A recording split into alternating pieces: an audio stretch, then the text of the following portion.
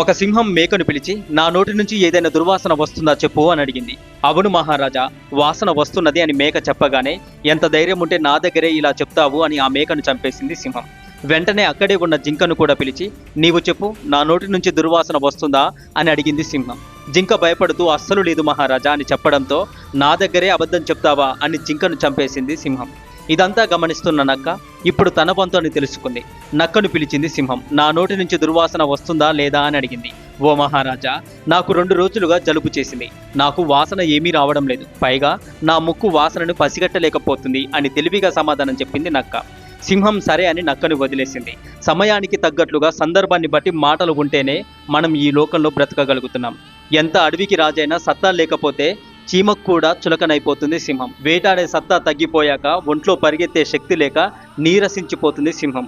కొన్ని నెలలు ఆహారం లేక బక్క చిక్కిపోతుంది. వేటకు వెళ్ళడం మానేసి ఒకచోట ఉండిపోతుంది.